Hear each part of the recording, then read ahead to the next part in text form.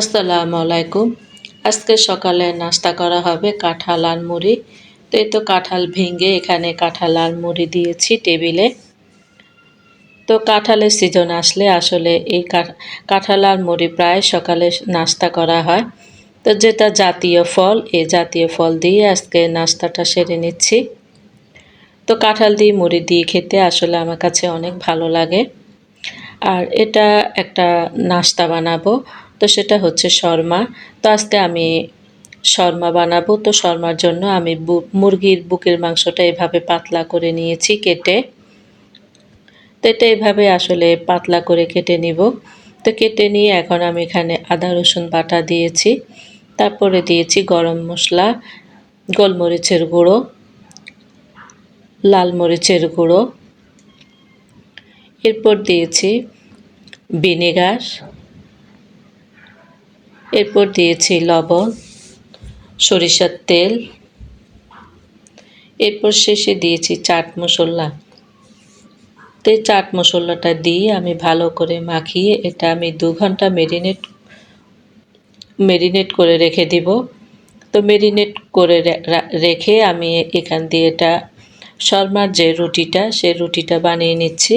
তো এখানে আমি লিকুইড জাল দেয়া লিকুইড দুধ নিয়েছি।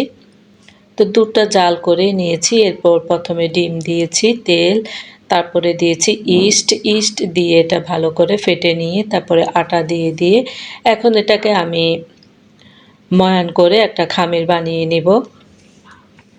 তো এটাকে আমি ভালো করে ময়ান করে নিচ্ছি। তো আসলে রুটিটা অনেক সফট হবে এভাবে করে যদি শর্মার রুটিটা বানানো হয়। তো রুটিটা আসলে অনেক সফট হয়। তো এখানে আমি গ্রিল প্যানে আমি মাংসগুলো গ্রিল করে নিয়েছি।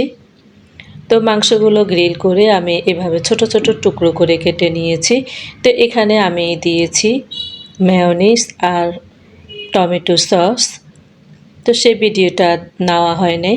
এখানে আমি খামিরটাকে 4 ভাগ করে নিয়েছি। যেহেতু আমরা মানুষ 4 জন, সেজন্য 4টা খামির নিয়েছি। আর রুটিটা আমি এরকম একটু মোটা করে রাখবো। বেশি পাতলা করব না, আবার বেশি ভারীও করব না। রুটিটা এরকম পাতলা এই ধরনের হবে, বেশি পাতলাও না। তো এখন আমি রুটিটা সেঁকে নিচ্ছি। তো এই তো আমার রুটিগুলা সেঁকে নেওয়া হয়ে গেছে সবগুলো। তো রুটিটা আসলে অনেক সফট হয়েছিল। তো আমি যেই পুরটা রেডি করেছিলাম, তো সেই পুরটা এখন দিয়ে দিচ্ছি রুটির মধ্যে। এটাকে আমি ভাঁজ করে নিচ্ছি।